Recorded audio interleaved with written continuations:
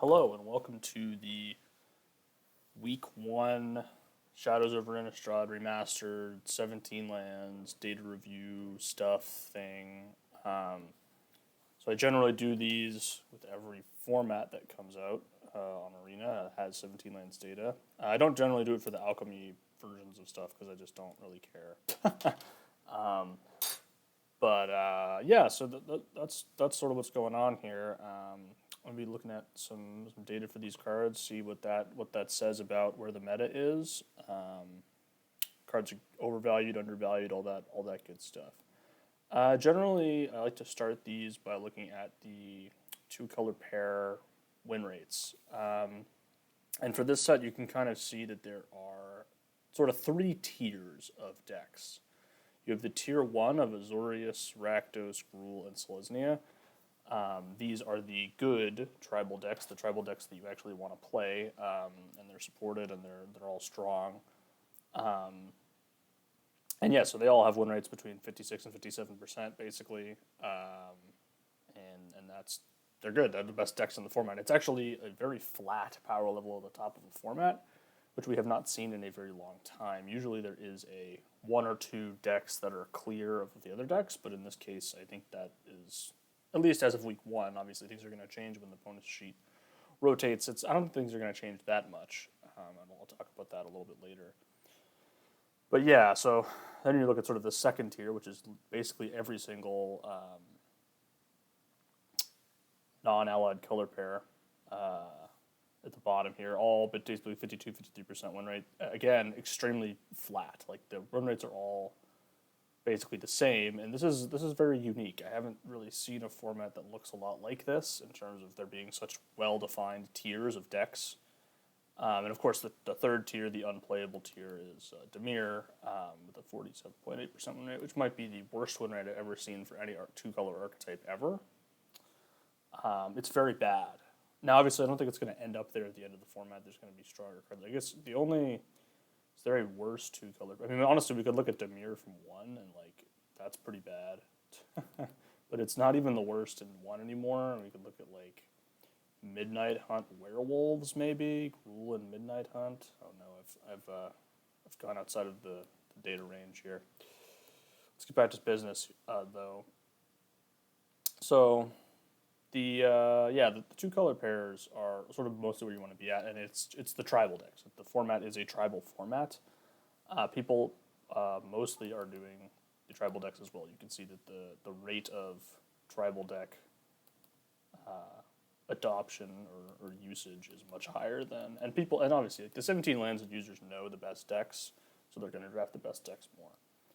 I think so far we can see that Spirits is probably a little bit underdrafted. I guess would be sort of the only one. You can see that it's the least drafted, but is actually increasing its win rate day over day. This is the highest win rate it's ever been, and it has continued to climb. So I actually think it's possible that Spirits is currently the best deck in the format. That's certainly been my personal experience. I have been very successful with Blue Blight Spirits, and I do think it's the best deck right now. I do think that the rotation and losing Drogskell Captain is going to be very difficult for it. But I think that it is currently the best deck. Humans is also great, but yeah. That's kind of it. You'll notice that Izzet is drafted significantly more than all the other two-color pairs and wins literally exactly the same for some reason.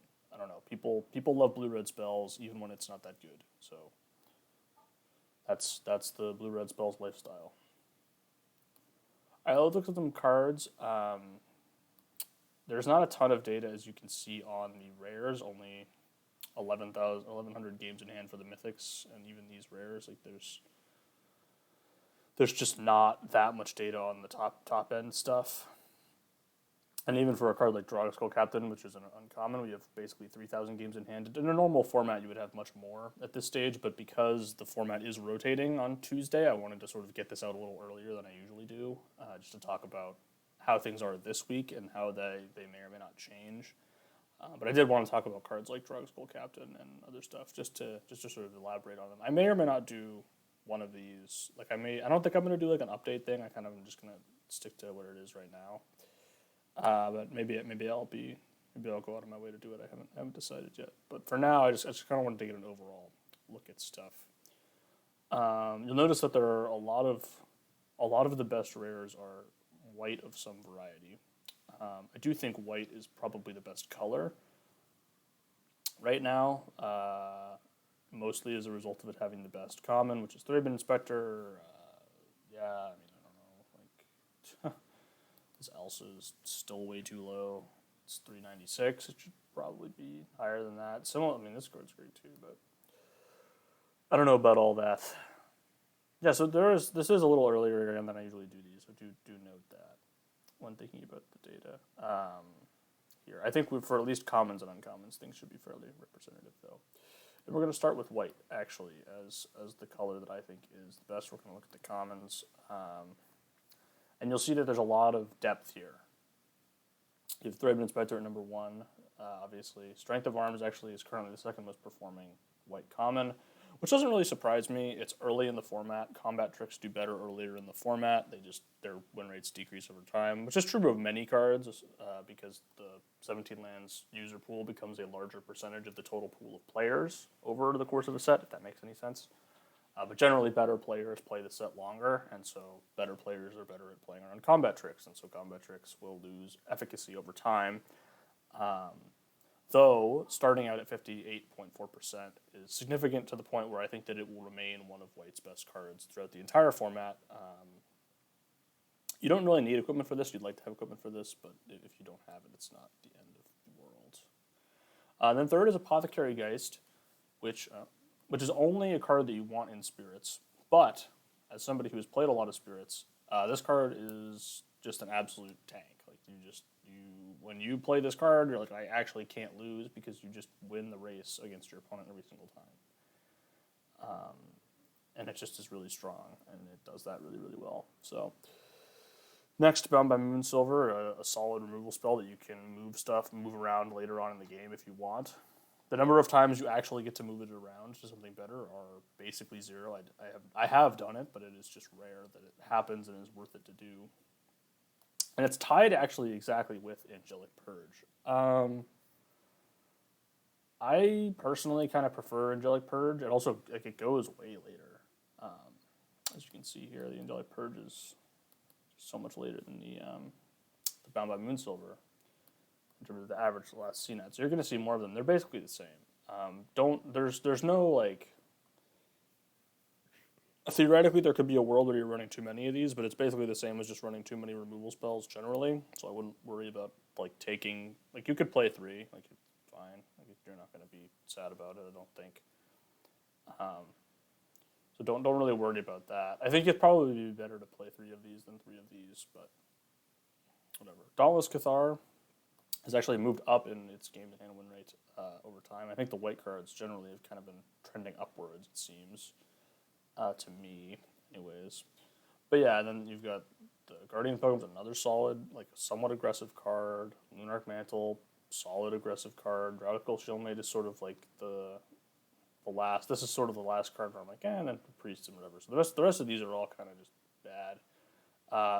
You'll notice with many colors that the commons fall off pretty hard once you get to a certain point, and you get down here. Notable traps are Elder Cathar. Do not play Elder Cathar. It's just not a good card. Even in humans, it's not very good.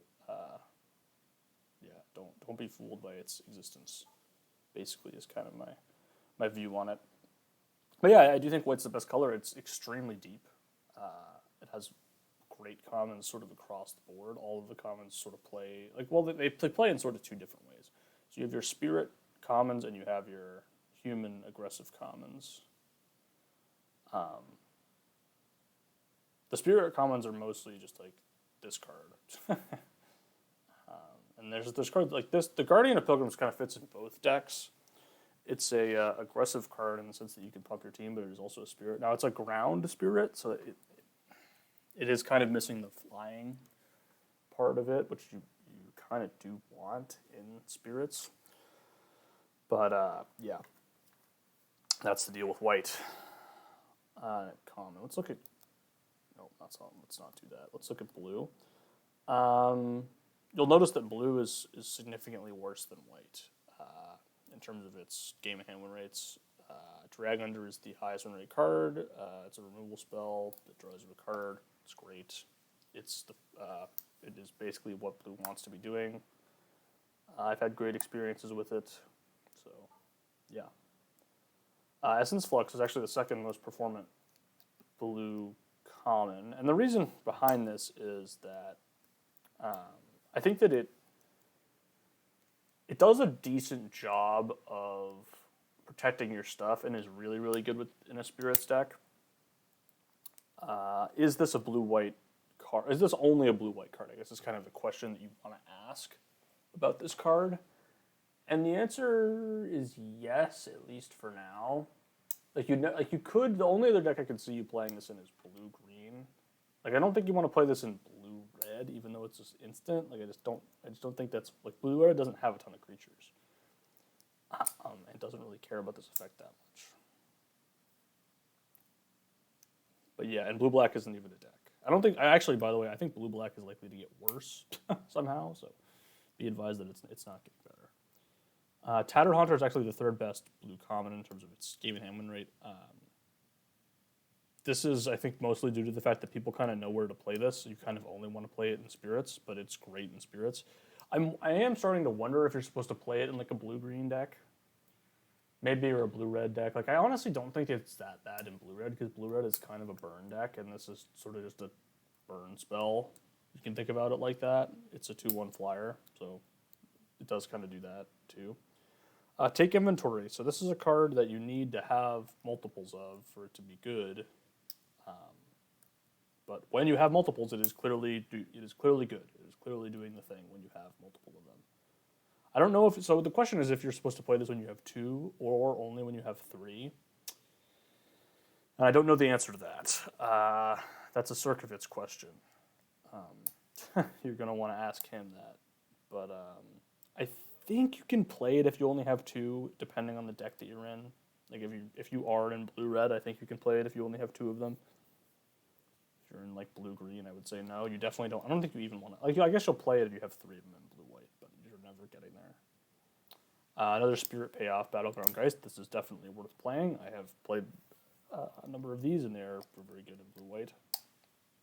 Junkyard Explorers is sort of where we start to see the win rates drop off quite a bit. Now, this card, certainly has its place. It has its place in blue-green, and kind of not really anywhere else. It doesn't really fit. Like, it's not good in blue-white at all, really. Actually, like, it has its moments in blue-white. If you're playing a longer game, you can block on the ground and whatever. But like, the stats kind of speak for themselves on this. It is a 53% win rate card, which is not high. The 17Lands user win rate for this set is 54.5, I think, something like that, something in that range. So again, that has been lower recently than it used to be, so that is something to keep in mind. That is a good thing broadly in terms of means that 17Lands is a more representative data set to the general public of Magic, but it is a bad thing for the card's individual win rates and comparing them over time. Yeah, so we're gonna sort of like see all these like whatever cards that people will tell you are good, and then you get to the cards that really aren't good at all, and nobody's telling you are good, which are these ones down here. And yeah, so blue like white has these commons down here that you just never want to put in your deck. I mean, Stormrider Spirit's fine, but anything below Stormrider Spirit is basically unplayable. So don't play them. Yeah, this card, even with like the flashback stuff coming next week, I can't imagine a reality where I'm playing this. I simply can't imagine a reality. All right, black. In my opinion, the worst color. With its best common of Olivia's Dragoon and Giza's Bidding. These are basically tied, and that is fitting because they are sort of a combo. You kind of want to have one on the battlefield to cast the other one. Black's only good deck is basically Madness Vampires. So you'll notice that based on the stats here. Like, Weirded Vampire is the 4th best card. Do I think it's the 4th like best black card? I don't know, maybe. Yeah, I mean, you're seeing like the win rates. The win rates fall off so much faster even than blue. After the Rooted Vampire, it's just nothing here. We can see like Certain Death is just like 6 mana, destroy target creature, drain your opponent for 2, which like is just not it. Like just never it. And it's sort of like you could go down here and it's like I see like this is past the part of the card. Like I don't want to play this card. Like this, I don't even want to play this. Like I don't want to play this. I don't want to play this. No, no, no. Like I'm just not. Like, none of these are cards that I want to play like at all. It just is. There's so many of these in black. It just is really hard to get me to draft black cards. Yeah. And that's where we're at with black. It just is in my opinion, the worst color. It's basically only good with red, so it's very inflexible as well. Speaking of red, Avery got some high top end. What a surprise! It's the 2 mana deal 3 and the 1 mana deal 2. Red's 2 best commons. Name a format where that's not true. You won't find one. And the third is also a removal spell, Alchemist Greeting. So generally, this is like a little bit of a weird situation where like technically even Make Mischief is also sort of a removal spell. It's a pseudo removal spell, but like red at common is really just spell stuff, which is why I think this is sort of why people get into blue-red spells. Is you kind of see these like, oh, look at the red's best commons are all these instants and sorceries and whatever. And then you gotta keep going here, like some solid cards. These are just solid, much more play. Like I'm happy to play all of these cards. So this is obviously a tribal card. Happy to play this guy even in decks that don't want him. Yep, nope. Okay, we've reached the point where I'm not that happy about it. Ember Eye Wolf sometimes. Like there are situational cards in red. Pyrehound stats. Again, this is like the blue-red spells trap thing, right? Where it's like, don't really want to play this card unless you can really support it. I actually played it in a deck was surprised at how good it was. Like it did do work for me. That was mostly because my opponents didn't just instantly have a removal spell for it, which does happen a lot. So, here's Faithless Looting. So these are the ones that are going to be in the rotation soon. Shout out Forge Devil, love Forge Devil. I don't know if it's actually good, but I do love it. What a weird. Anyways, on to green. Another solid color. It seems to be, I think, the second best color.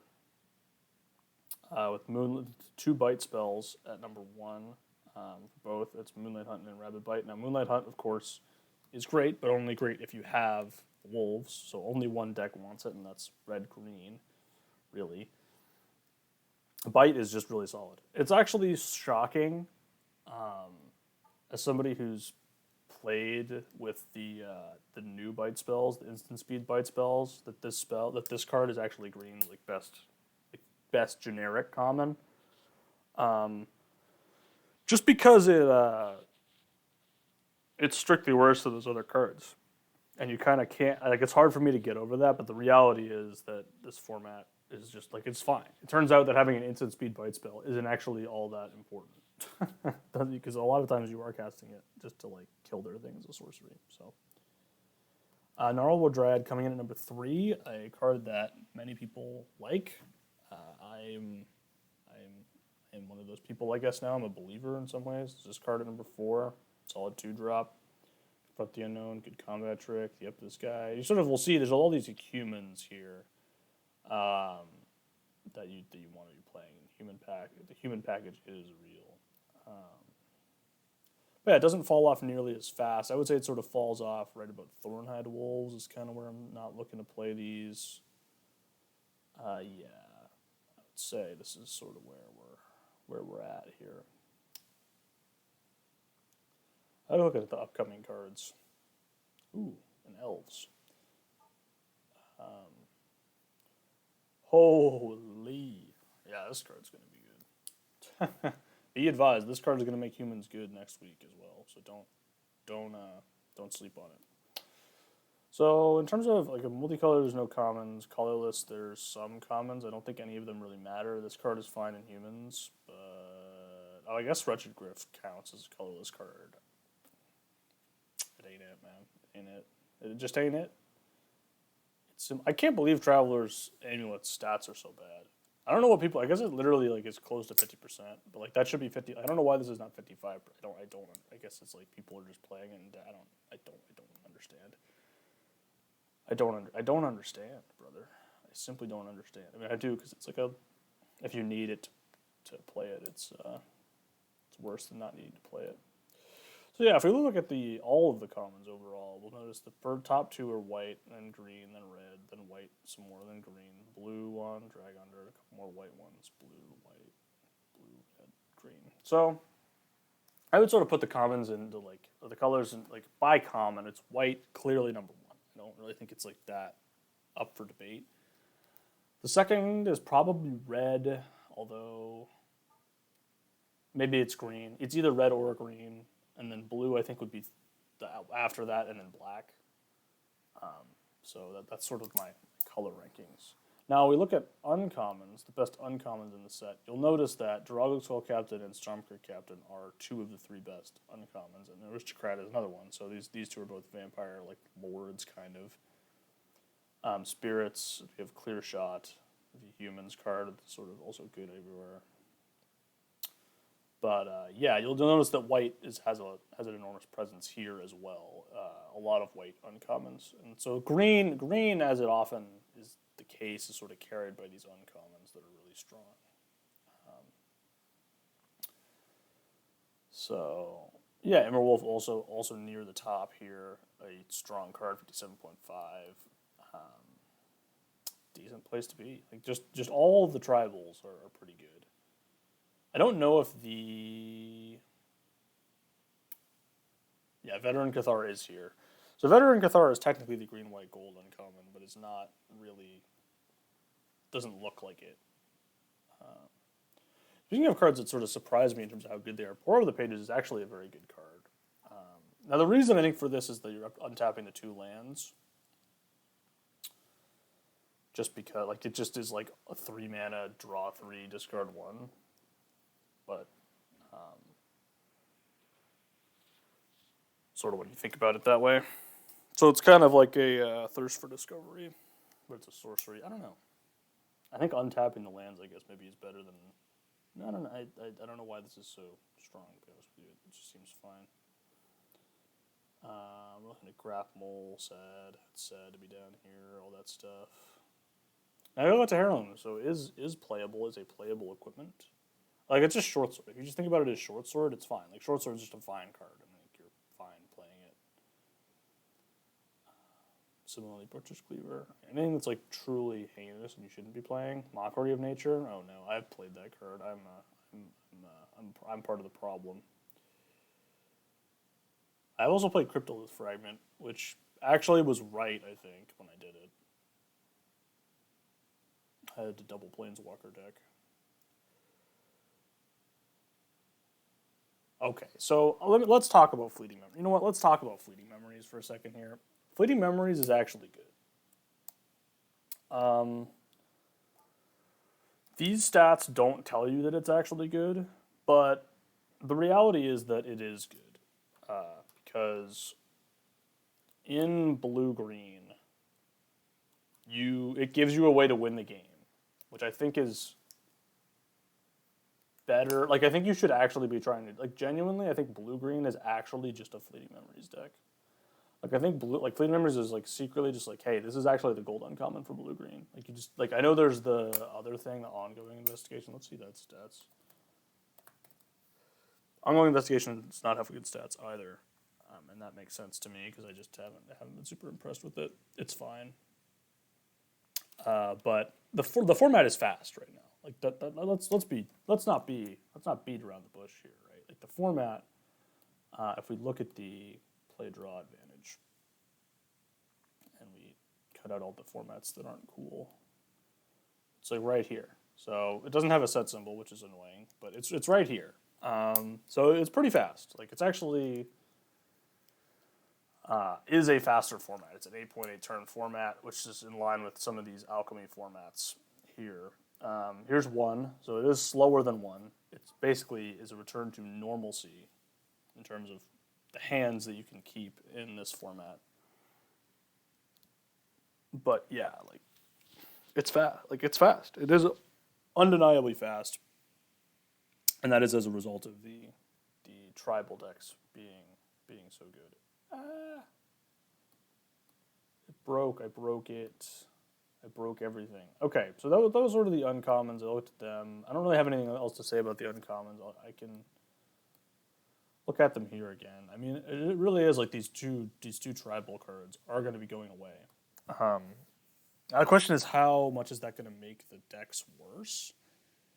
And I don't know the answer to that. Spirits is still going to have Nebelgast Herald, which is probably going to end up being like one of the better cards remaining. I have had successful Spirit decks without Drugstore Captain, so it's not like you need it. And similarly, you can have successful Vampire decks without Stormcrypt Captain, although I think Vampires is probably a little more reliant on Stormcrypt Captain than Spirits is on Drugstore Captain. I think Werewolves completely falls apart without Immerwolf, but I could be wrong about that. That's just sort of my view on it. There's Howlpack Resurgence, but I just don't. I don't know. I don't know, man. I simply don't know. Oh, Topocais has insane stats. Look at that, 59%. It is decent. I will say the card is decent, but its stats are pretty nuts. Lone Rider is great, but everybody knows that. I mean, the card's just completely... Basically, if this thing flips, it's kind of completely unkillable unless you're in blue. Because black doesn't want to play its hard removal. That's the thing. That's one of the things about this format that I think is very interesting to note, is that black doesn't really have that same role that it does in modern limited sets where it has like 3 removal spells. In this format, in black, you basically don't want to play any hard removal. Which means that there's one fewer color that's going to hard remove your things. The only colors that are really going to hard remove your stuff is blue. Like blue with like bounce effects. Like Drag Under is really the only thing that's hard removing Lone Rider. Green has to have something on the battlefield to fight it or bite it. Red has to have probably 2 spells to kill it. I guess theoretically you could have the whatever. The deal 4. That's kind of it. It's basically just the deal 4. So once this thing flips, it basically just never dies. So I have actually outraced it before. Believe it or not. Did happen. Similar story happened indeed. Yeah, that's it. I mean, a lot of this stuff is, you just sort of go look and see it be strong here. This card is just like, this card is an example of why they don't print like 1-mana werewolves. Like, geez, man, like you can't. I played like a Boros deck that was not very good. It went 3/3, but I think all of my wins were when I cast this on turn 1 and it just flipped on turn 2 because my opponent didn't have like a 1-drop. It just lost, and I was like, oh, okay, I guess I'll just win the game then. So I have a 2/2 menace that's attacking you every single turn for the entire rest of the game. So yeah, this is why they don't print those anymore. It's not even that good of a card. It's just as annoying. All right, we'll look at some of the rares, or we'll look at just all the cards. The 2 angels are battling it out for which of the white flyers is more busted. They're both really strong. Spell Queller has actually been taking a little bit of a jump again. The stats on these are kind of small. Like there's not a ton to be looking at in terms of whether or not there's anything interesting there.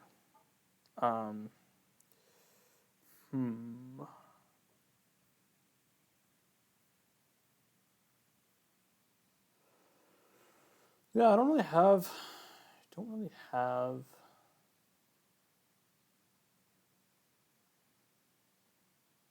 anything else to talk about with the rares. I mean, it's kind of just there's just not really enough data to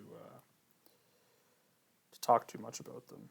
So I don't have anything else to really opine about broadly. I guess we can talk a little bit about the bonus content sheet thing. But yeah, I mean, I guess I sort of have gone over my takeaway, which is that it's going to make the tribal decks worse, but I don't know how much it's actually going to change things. So I think the format is an aggressive can be an aggressive format. The tribal decks are aggressive decks for the most part. So you'll see that all of the tribal decks are aggressive, like the Selesnya and Spirits are both the two best decks, and they're both aggressive, and they're both fast, and they are good. Vampire is also fast, and Gruul is theoretically fast, hypothetically, in some ways. I do think Gruul is going to be the one that's hardest hit by the stuff rotating out. I think Rakdos is also going to be pretty hard hit. I don't think Spirits is going to care. I also don't think Humans is going to care. I think Humans and Spirits are probably still going to be the two best decks. But I could be wrong. I could be very, very wrong. Everybody talking about blue-red spells, like, oh, blue-red, watch out for blue-red spells next week. And maybe they're right. It's very possible that they're right. So I guess we'll see. And that concludes my review, my quick little review for the data in the first week of Shadows Remastered.